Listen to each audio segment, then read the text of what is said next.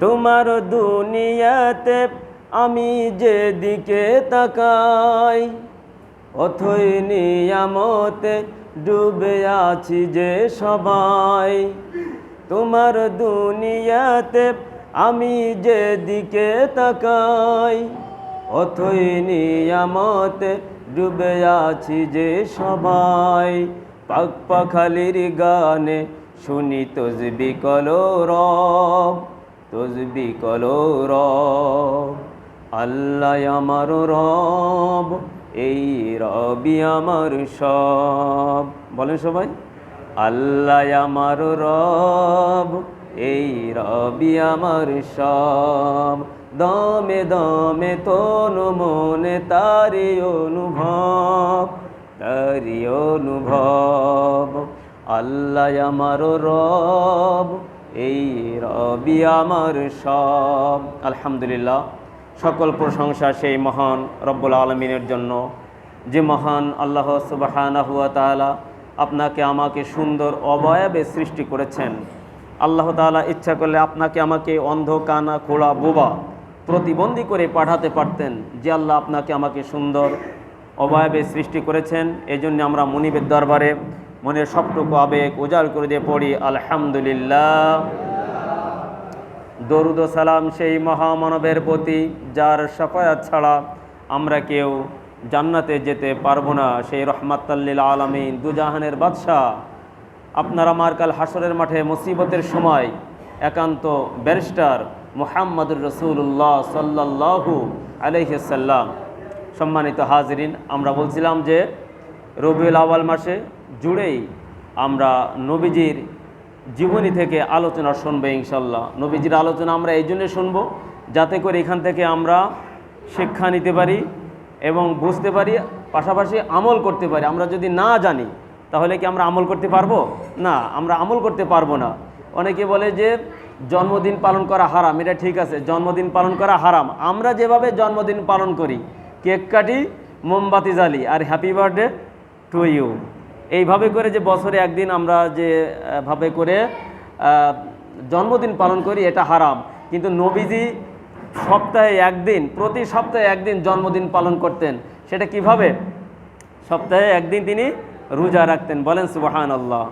প্রতি সপ্তাহে সোমবার, যেহেতু তিনি ভূমিষ্ঠ হয়েছেন, জন্মগ্রহণ করেছেন, এই জন্য তিনি এই দিনে রোজা রাখতেন।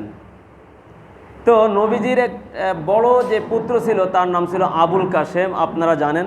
তো আবুল কাসেম যেদিন ইন্তেকাল করেন, যেদিন মারা যান, সবাই পড়েন ইন্না লিল্লাহি ওয়া ইন্না ইলাইহি রাজিউন।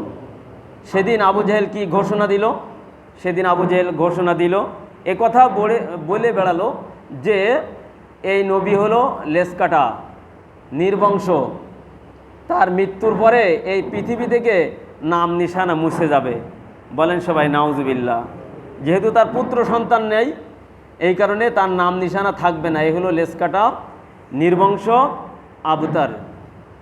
কিন্তু আল্লাহ রাব্বুল আলামিন নবীজির এই অবস্থা দেখে, যেদিন আপনার একটা পুত্র সন্তান মারা যায়, সেদিন স্বাভাবিকভাবেই কিন্তু আপনার মন খারাপ থাকে, মনে কষ্ট লাগে। এই পৃথিবীতে সবথেকে ভারী জিনিস কি? পিতার কাঁধে সন্তানের লাশ, পিতার কাঁধে সন্তানের লাশ, এর থেকে ভারী জিনিস আর হতে পারে না। তো নবীজিকে তিনি আরও বেশি আঘাত করার জন্য এই কথা ঘোষণা দিল যে এই নবী হলো লেসকাটা, নির্বংশ। আল্লাহ রাব্বুল আলামিন আসমান থেকে তিনি সেটা দেখলেন, বুঝতে পারলেন যে নবীজি টেনশন করছেন, তার মন খারাপ। এই জন্য আল্লাহ রাব্বুল আলামিন সূরা কাউসার নাজিল করে দিলেন। বলেন সুবহানাল্লাহ। বলেন আমার সাথে সবাই, ইন্না আ'তাইনাকাল কাউসার ফাসাল্লি লিরাব্বিকা ওয়ানহার ইন্না শানিআকা হুয়াল আবতার। যখন তিনি এই সূরাটা নাজিল করে দিলেন, আল্লাহ রাব্বুল আলামিন বললেন, ইয়া রাসূলুল্লাহ, ইয়া হাবিবাল্লাহ, আপনি টেনশন করেন কেন? আপনি মোটেই চিন্তা করবেন না, চিন্তার কোনো কারণ নাই, টেনশন করার কোনো কারণ নাই। আপনি নির্বংশ না, আপনি লেজ কাটা না, যেহেতু আমি আপনাকে হাউজে কাউসার দান করেছি। জোরে জোরে বলুন সুবহানাল্লাহ। হাউজে কাউসার দান করেছেন কে? আল্লাহ। এই পৃথিবীতে অসংখ্য নবী রাসূল আমি প্রেরণ করেছি, কোনো নবী রাসূলকে আমি হাউজে কাউসার দান করিনি। আমি আপনাকে নিয়ামত স্বরূপ হাউজে কাউসার দান করেছি। অতএব চিন্তা করবেন না, মন খারাপ করবেন না। আপনার সন্তান মারা গেছে তো কি হয়েছে, এখন আপনার কাজ হলো ফাসাল্লি লিরাব্বিকা ওয়ানহার, ফাসাল্লি লিরাব্বিকা ওয়ানহার, আপনি নামাজ পড়েন এবং কুরবানি করেন। বলেন আলহামদুলিল্লাহ। তাহলে নামাজ পড়ার কথা আল্লাহ কোরআন শরীফে ৮২ জায়গায় কোথাও বলেননি নামাজ পড়ার কথা। ৮২ জায়গায় কি বলেছেন? নামাজ কায়েম করার কথা। শুধুমাত্র এই আয়াতে আল্লাহ বললেন আপনি নামাজ পড়েন, ওয়ানহার, এবং কুরবানি করেন। যেহেতু আমি আপনাকে হাউজে কাউসার দান করেছি, তো এখন আপনার কাজ হলো আপনি নামাজ পড়েন আর কুরবানি করেন। ইন্না শানিআকা হুয়াল আবতার, নিশ্চয় আপনি লেজ কাটা নন, আপনি নির্বংশ নন। যারা আপনাকে লেজ কাটা বলেছে, নির্বংশ বলেছে, ওরাই লেজ কাটা, ওরাই নির্বংশ। ওদের মৃত্যুর পরে ওদের নাম নিশানা পৃথিবী থেকে মুছে যাবে, অথবা যদি তার নাম নিশানা থাকে তবুও সেটা ঘৃণার সাথে মানুষ স্মরণ করবে। আবু জেহেলের নাম নিশানা পৃথিবীতে আছে না? আছে, আছে। কোনভাবে? ঘৃণার সাথে। হাজী সাহেবরা যখন হজ করতে যান, তার যেখানে বাড়ি ছিল সেখানে সৌদি গভর্নমেন্ট কি করেছে?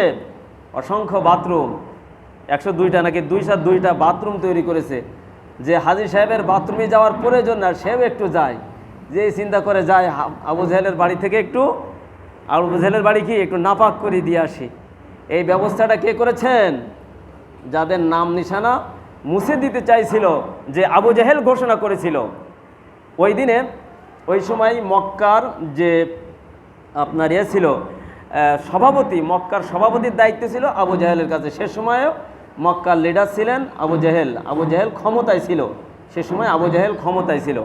তো আপনারা জানেন প্রতি বছর বিদেশ থেকে বড় বড় পণ্ডিত, কবি, সাহিত্যিকরা সমাগম হয়ে যেত বছরে নির্ধারিত একটা দিনে, নির্দিষ্ট একটা দিনে ওই কাবার চত্বরে কবিতা প্রতিযোগিতা হতো, আপনার সাহিত্য প্রতিযোগিতা হতো। যার কবিতা খুব বেশি সুন্দর হয়ে যেত, সাবলীল ছন্দময় হতো, তার কবিতাটা কাবা শরীফের দরজায় লটকায় রাখা হতো, ঝোলায় রাখা হতো, তাকে পুরস্কার দেওয়া হতো এবং তার সুনাম সারা বিশ্বব্যাপী ছড়িয়ে পড়তো। তো এরকম একটা মজলিসে সেদিন আবু জেহেল পৃথিবীর যত বড় বড় কবি ছিল, কবি হাফিজ ইব্রাহিম, কবি ইমরুল কায়েস, এরকমভাবে বড় বড় কবিদেরকে তিনি আমন্ত্রণ করেছিলেন। সেদিন কাবার চত্বরে বসে কবিতা প্রতিযোগিতা হচ্ছে, অনেক বড় দামি অনুষ্ঠান। বিশ্বের বড় বড় নাম করা নামি দামি কবি সাহিত্যিকরা সেখানে উপস্থিত হয়েছে, সবাই সুন্দর সুন্দর কবিতা লিখতেছে। তো এমন সময় সেই বিদেশি কবিরা আবেদন জানালো আবু জাহেলের কাছে, সম্মানিত সভাপতি সাহেব, আমরা বিদেশ থেকে মুহাম্মদ রাসূলুল্লাহ সাল্লাল্লাহু আলাইহি সাল্লামের নাম শুনেছি, আব্দুল্লাহর বেটা মুহাম্মদ, আমরা তার নাম শুনেছি, তিনি নাকি সুন্দর সুন্দর কবিতা লেখেন, তিনি নাকি সুন্দর সুন্দর সাহিত্য রচনা করেন, তাকে এই মজলিসে পাচ্ছি না কেন, তাকে কি দাওয়াত দেওয়া হয়নি? এরকমভাবে আবু জাহেলের কাছে তারা আপত্তি জানালো। তখন আবু জাহেল কি বলল? আবু জাহেল সেই কবিদের দাবির পরিপ্রেক্ষিতে বলল যে এটা তো অনেক বড় দামি অনুষ্ঠান, ভিআইপি পার্সন, এখানে শুধুমাত্র যারা নামি দামি কবি সাহিত্যিক তাদেরকে ইনভাইট করা হয়েছে, দাওয়াত দেওয়া হয়েছে। তোমরা যার কথা বলছো সেই মুহাম্মদ, সে তো এতিম, গরিব মানুষ, লেখাপড়া জানে না, তো এত বড় ভিআইপি পার্সন অনুষ্ঠানে তাকে কি দাওয়াত দেওয়া যায়? তখন সবাই মিলে তারা বলল যে না, আমরা যেহেতু বিদেশ থেকে তার সুনাম শুনেছি, তিনি নাকি সুন্দর সুন্দর কবিতা লেখেন, সাহিত্য রচনা করেন, তা আপনি তাকে দাওয়াতপত্র দেন, আপনি তাকে আসার ব্যবস্থা করেন, আহ্বান করেন। অতঃপর আবু জাহেল সবাই মিলে যখন দাবি করলো, আবু জাহেল তাদের কথা আর ফেলতে পারল না, তখন তিনি একটা পত্র লিখে, চিঠি লিখে পিয়নের কাছে দিয়ে দিল, নবীজিকে ওই মজলিসে আসার জন্য। নবীজি কি করলেন, পত্র পাওয়া মাত্রই ওই মজলিসে হাজির হয়ে গেলেন। তো তিনি বসে আছেন চুপচাপ, আপনারা যেমন চুপচাপ বসে আছেন, উনিও এরকম কি চুপচাপ বসে আছে। তো কবিরা বলছেন যে তুমি কিছু লেখো, এখানে তো কবিতা প্রতিযোগিতা হচ্ছে, আমরা তোমার নাম শুনেছি, তুমি নাকি সুন্দর সুন্দর কবিতা লিখতে পারো, সুন্দর সুন্দর সাহিত্য রচনা করতে পারো। তা তুমি আজকে এই প্রতিযোগিতা অনুষ্ঠানে কিছু একটা লেখো, লিখে দেখাও, দেখি তুমি কেমন পারো, কেমন তুমি বিশ্বনবী, একটু প্রমাণ করে দাও। তখন তিনি বললেন, আমি তো পড়তে পারি না, আমি তো লিখতেও পারি না। আমাদের নবীজি কি লিখতে পারতেন? বলেন না, তিনি লিখতে পারতেন না, তিনি দেখে পড়তেও পারতেন না, মুখস্থ পড়তে পারতেন। তো এখন সবাই মিলে যখন তার কাছে দাবি জানালো যে তুমি কেমন বিশ্বনবী, একটা কবিতা লিখতে পারো না, আল্লাহর নবী সাল্লাল্লাহু আলাইহি ওয়াসাল্লাম ঠিক সেই মুহূর্তে আল্লাহর কাছে দুহাত তুলে ফরিয়াদ করলেন, আল্লাহ রব্বুল আলামিন, যে মজলিসে অসংখ্য পণ্ডিত কবি সাহিত্যিকরা হাজির হয়ে গেছে, তারা আমার সাথে চ্যালেঞ্জ ছুড়ে দিয়েছে, আমি নাকি বিশ্বনবী, কেমন বিশ্বনবী, আমি তো কবিতা রচনা করতে পারি না, আমি তো লিখতেও পারি না, পড়তেও পারি না। আল্লাহ রব্বুল আলামিন, এই মজলিসে তুমি আমাকে বেইজ্জতি করো না। সাথে সাথে আমার আল্লাহ রব্বুল আলামিন সূরা কাউসার নাজিল করে দিলেন। জোরে জোরে বলুন সুবহানাল্লাহ। ইন্না আ'তাইনাকাল কাউসার, বলেন আমার সাথে সবাই, ইন্না আ'তাইনাকাল কাউসার ফাসাল্লি লিরাব্বিকা ওয়ানহার ইন্না শানিআকা হুয়াল আবতার। এই কবিতা, এই সূরাটা যখন আল্লাহ রব্বুল আলামিন নাজিল করে দিলেন, সাথে সাথে সেখানে যত পণ্ডিত কবি সাহিত্যিক যারা ছিল সবাই মিলে তারা নবীজির কাছে আত্মসমর্পণ করলেন, সারেন্ডার করলেন। তারা এক বাক্যে ঘোষণা করে দিলেন, যিনি এই কবিতা রচনা করেছেন, যিনি এই কবিতা নাজিল করেছেন, আমরা বিশ্বাস করি লাইসা হাজা কালামুল বাশার, এটা কোনো মানুষের রচনা করতে পারে না। এত সুন্দর কবিতা কোনো মানুষে লিখতে পারে না, কোনো সাধারণ কবিরা লিখতে পারে না। অবশ্যই অবশ্যই এটা আল্লাহ প্রদত্ত কালাম। বলেন সুবহানাল্লাহ। এটা কার কালাম? সবাই বলেন কার কালাম? লাইসা হাজা কালামুল বাশার। এত সুন্দর কবিতা কখনো মানুষে লিখতে পারে না, অবশ্যই এটা আল্লাহ প্রদত্ত কালাম। সব পণ্ডিত কবি সাহিত্যিক যারা আসছিলেন কালেমা পড়ে মুসলমান হয়ে গেলেন। বলেন সুবহানাল্লাহ।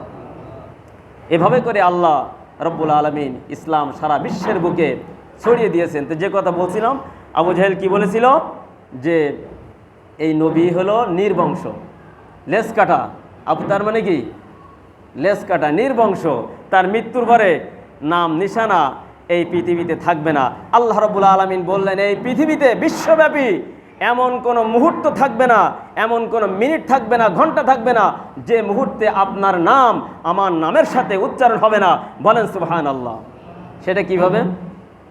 আমরা যে কালেমা পড়ি, কালেমার প্রথম অংশে কার নাম? লা ইলাহা ইল্লাল্লাহ। পড়েন সবাই, লা ইলাহা ইল্লাল্লাহু মুহাম্মাদুর রাসূলুল্লাহ। তাহলে প্রথম অংশে আল্লাহর নাম, এর ভিতরে কয়টা অক্ষর আছে? 12টা অক্ষর আছে। বন্ধুর নাম, কত মহব্বতের নাম। আর মুহাম্মদ রাসূলুল্লাহ নামের ভিতরে কয়টা অক্ষর? এর ভিতরেও 12টা অক্ষর। দেখছেন কিভাবে নাম মিলাই আল্লাহ রাব্বুল আলামিন নাম রাখছেন। লা ইলাহা ইল্লাল্লাহ মুহাম্মদ রাসূলুল্লাহ। রব্বুল আলামিন, আল্লাহর নাম কি? রব্বুল আলামিন। আর আমাদের নবীজির নাম রহমাতাল লিল আলামিন। গোটা বিশ্ববাসীর জন্য তিনি রহমত স্বরূপ। বলেন সুবহানাল্লাহ। এই নবীর উম্মত হতে পেরে আমরা খুশি না বেজার? কম না বেশি? তাহলে আমাদের নেতাকে মুহাম্মদ রাসূলুল্লাহ বলেন সবাই, মুহাম্মদ রাসূলুল্লাহ সাল্লাল্লাহু আলাইহি ওয়াসাল্লাম। আমার নেতা, তোমার নেতা কি হবে? বিশ্বনবী মোস্তফা তোমার নেতা আমার নেতা, এ বাদে আমরা আর কোনো আতি নেতা পাতি নেতা মানি না। কোনো নেতার আদর্শ কি সুন্দর আছে বলেন? না, আমাদের নবীজির আদর্শই একমাত্র উত্তম আদর্শ। ওয়া ইন্নাকা লাআলা খুলুকিন আযীম, হে নবী আপনি উত্তম চরিত্রের অধিকারী। লাকাদ কানা লাকুম ফি রাসূলিল্লাহি উসওয়াতুন হাসানা, আপনার আদর্শের ভিতরে রয়েছে উত্তম আদর্শ। পৃথিবীর মানুষ যদি আপনার আদর্শ অনুকরণ অনুসরণ করে তাহলে তাদের ইহকালে শান্তি এবং পরকালে মুক্তি আসবে। তাহলে আল্লাহ যে বললেন প্রত্যেকটা মুহূর্তে আপনার নাম উচ্চারণ হবে পৃথিবীব্যাপী, সেটা কিভাবে? দেখেন, আজানের ভিতরে নবীজির নাম উচ্চারণ হয় না? আজানের ভিতরে নবীজির নাম উচ্চারণ হয় কিনা? কিভাবে হয় বলেন সবাই? ভালো আছেন? বসেন, জি একটু বসতে দেন, সভাপতি সাহেব একটু চাপ দিয়ে বসেন। আজান ভাই আসছে। জি জি, ওই অনলাইনে যায়, এখন অনলাইনে যুগ তো, চাই বাইরের মানুষও চাই আপনার মসজিদের আলোচনা শুনতে চাই। জি, তো যে কথা বলতেছিলাম সেটা হলো আজানের মাধ্যমে কি হয়, সারা পৃথিবীতে প্রত্যেকটা মুহূর্তে নবীজির নাম উচ্চারণ হয়। মনে করেন আমাদের এখানে যখন রাত 10টা বাজে, রাত 10টা বাজে, আমেরিকায় তখন কত বাজে? আমাদের এখানে যখন রাত 10টা বাজে, আমেরিকায় তখন দুপুর 12টা, রোদ ঝলমল করে। অর্থাৎ আমাদের এখানে যে সময়ের ডিস্টেন্স, আমাদের থেকে ভারতের সময়ের পার্থক্য আছে আধা ঘন্টা। আমাদের যশোর থেকে ঢাকার যে সময়ের তারতম্য আছে 5 মিনিট। এইভাবে করে সারা বিশ্বের টাইমের যে তারতম্য আছে, পার্থক্য আছে, এটা মানবিজ করলে দেখা যায়, পার্থক্য করলে দেখা যায় প্রত্যেকটা মুহূর্তে আজানের ধ্বনি ধ্বনিত হচ্ছে। বলেন সুবহানাল্লাহ। মুয়াজ্জিন সাহেব কি বলেন? আজানের যখন টাইম হয়ে যায়, আল্লাহু আকবার আল্লাহু আকবার, অর্থ কি? মুয়াজ্জিন সাহেব বলেন ঠিকই, অর্থটা কি আমরা জানি না, এই জন্য আল্লাহ বড়। অর্থ কি? আল্লাহ শ্রেষ্ঠ। আল্লাহু আকবার অর্থ কি বলেন সবাই? তাহলে তুমি যে চাকরি করো, তুমি যে ব্যবসা করো, এটা বড় না? তুমি যে মন্ত্রীগিরি করো, এটা বড় না? তুমি যে কৃষি কাজ করো, এটা বড় না? যখনই মুয়াজ্জিন সাহেব বলেছে আল্লাহু আকবার, কে বড়? সবাই বলেন কে বড়? আল্লাহু আকবার। আজান দেয়, আমরা আমাদের কাজে ব্যতিব্যস্ত থাকি, তাই না? আজান হয়, আমরা চিন্তা করি যে যাচ্ছি জাবানে। সাহাবা আজমাইনরা আজান হয়েছে, আল্লাহু আকবার ধ্বনি বলার সাথে সাথে, শোনার সাথে সাথে কুদাল এরকম উঁচু করেছে। কোনো কোনো কিতাবে আসছে ওই কোপ আর সামনে মারে নাই, অথবা পিছনে কোদালটা ফেলে দিয়ে তারা মসজিদের দিকে ধাবিত হয়ে গেছে, মসজিদের দিকে চলে আসছে। কিন্তু আমাদের কি অবস্থা? নবীজির জামানায় ফজরের ওক্তে মুসল্লিদের চিত্র যা ছিল, যেমন ছিল মসজিদে, আবার জুমার সময়ও সেরকম ছিল। আমাদের অবস্থা কি তাই? ফজরের নামাজে এরকম মুসল্লি আসেন আপনারা? হাজি সাহেব, আপনি তো নিয়মিত মুসল্লি, ফজরের জামাতে এরকম মুসল্লি আসেন? আসেন না। ফজরের নামাজ পড়া কি ফরজ না ভাই? কথা বলেন, ফরজ কি না? ফরজ। তা ফজরের সময় কি সবাই আত্মীয় বাড়ি গেছিলেন মনে হয় নাকি? মেহমান বাড়ি গেছিলেন? হ্যাঁ, ফজরের নামাজেও আসতে হবে। সবাই রাজি আছি না ইনশাল্লাহ? নামাজ কয়েক তো নাকি শুধু জুমার নামাজ, জানাজার নামাজ, এই দিন নামাজ এটা পড়লেই বাস? না ভাই, নামাজটা আগে। মুয়াজ্জিন সাহেব বলে আল্লাহু আকবার। মুয়াজ্জিন বলতেছে বুড়ো মানুষ, কি জানে, গরিব মানুষ, মূর্খ মানুষ, ওর কথার কি দাম আছে? কিন্তু আসলে ঘোষণাটা কি ওনার নাকি আল্লাহর? ঘোষণাটা কার? সবাই বলেন। ঘোষণাটা হচ্ছে আল্লাহর। আল্লাহু আকবার। তোমার ওই কাজ বড় না। এখন হলো আজানের জন্য মুয়াজ্জিন সাহেব আহ্বান করেছে, আল্লাহু আকবার আল্লাহু আকবার, আশহাদু আল্লা ইলাহা ইল্লাল্লাহ। অর্থ কি বলেন? অর্থ জানা লাগবে আমাদের। অর্থ জানি না বলে এর গুরুত্ব আসে না আমাদের কাছে। আমি সাক্ষ্য দিচ্ছি আল্লাহ এক, অদ্বিতীয়, তার কোনো শরীক নাই। এইটা সাক্ষ্য যদি কেউ দেয়, কিতাবে আসছে, যদি এর উপরে কেউ অটল থাকে আল্লাহ রাব্বুল আলামিন তাকে জান্নাত দান করবেন। বলেন সুবহানাল্লাহ। আশহাদু আল্লা ইলাহা ইল্লাল্লাহ। তারপরে কি বলি বলেন? আজান হয়, আমরা কাজ করি, আজানের সময় কথাও বলা যাবে না। আজানের সময় কি করতে হবে? আজানের জবাব দিতে হবে। আজানের জবাব দুইভাবে দিতে হয়, একটা হলো মৌখিকভাবে আপনি আজানের জবাব দিবেন, আর একটা হলো কর্মের মাধ্যমে। কর্মের মাধ্যমে জবাব দেওয়া ওয়াজিব, আজান দেবে সাথে সাথে আপনি মসজিদে চলে আসবেন, এটা হলো ওয়াজিব। আজানের জবাব হবে দুইভাবে, একটা হলো মৌখিক আর একটা হলো কর্মের মাধ্যমে। আশহাদু আন্না মুহাম্মাদুর রাসূলুল্লাহ, জবাব কি হবে? সাল্লাল্লাহু আলাইহি ওয়াসাল্লাম। হাইয়া আলাস সালাহ,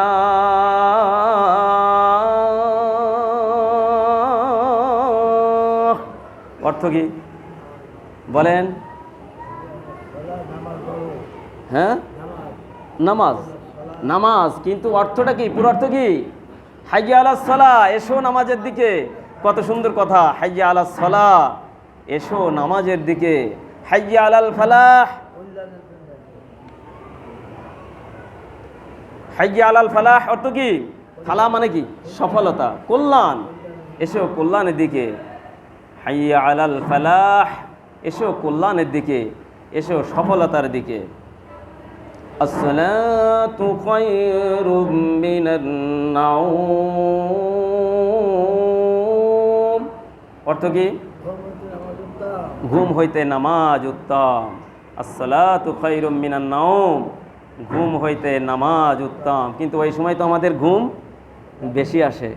ঘুম বেশি আসে না আজাদ ভাই? ওই সময় ঘুম বেশি আসে। আমাদের কি করে শয়তান ওই সময় মাথায় হাত বুলায়, কয় আরেকটু ঘুমাই থাক, আরামের সময়।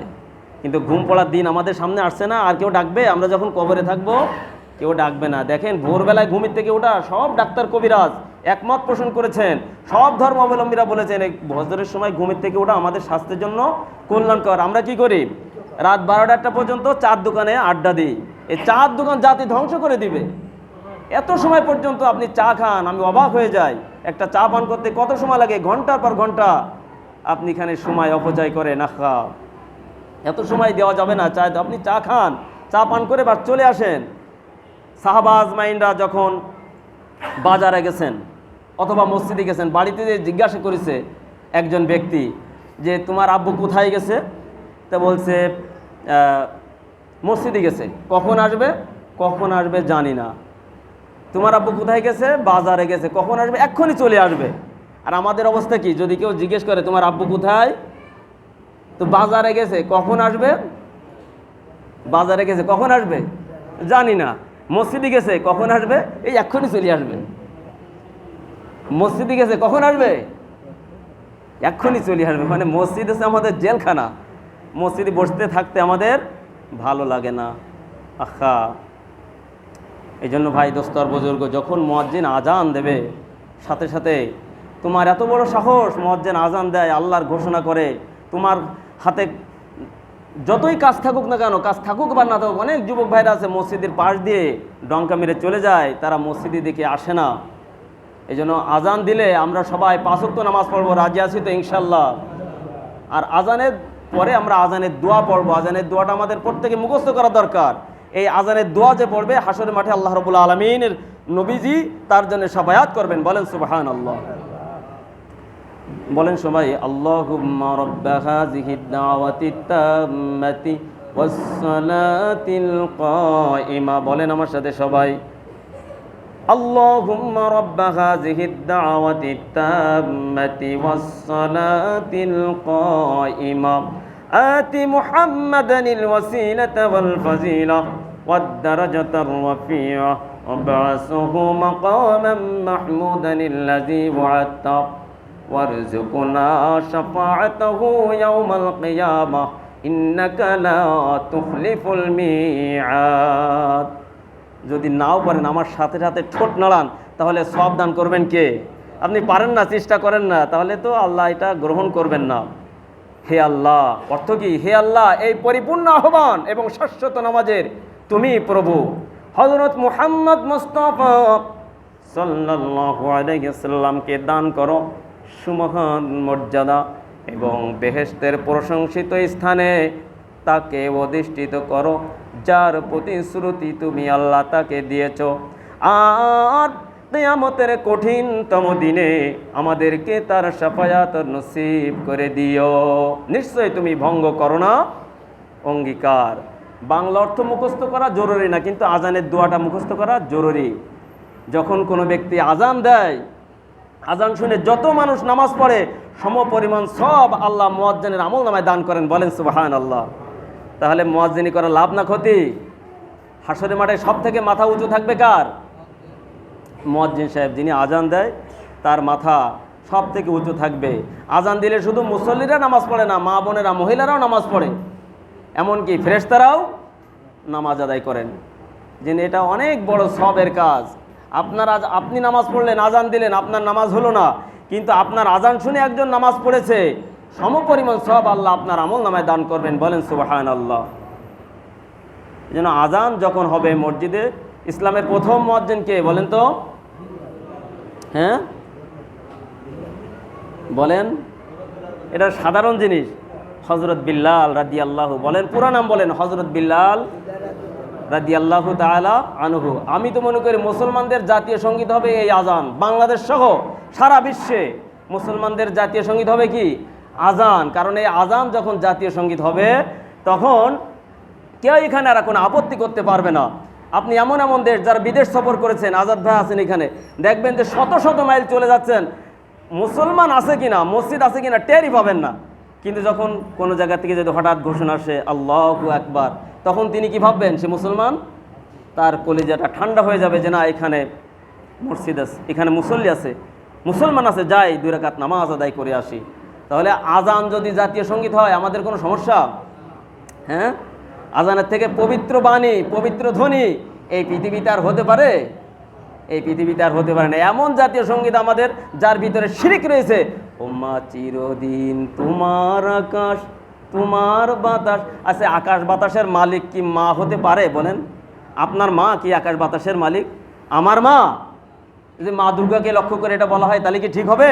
হবে না। আকাশ বাতাসের মালিককে সবাই একটু বলেন, আকাশ বাতাসের মালিককে? আল্লাহ। সেই আল্লাহর নাম যেখানে ঘোষণা হচ্ছে আজানের ধ্বনির ভিতরে, এই আজানের ধ্বনি হচ্ছে আমাদের জাতীয় সঙ্গীত। আল্লাহ রাব্বুল আলামিন কবুল করে নেন। সকলে বলেন আমিন। আখির দাওয়ানা আলহামদুলিল্লাহি রাব্বিল আলামিন। সবাই কবলাল জুমা 4 রাকাত সুন্নত নামাজ পড়ে নেন।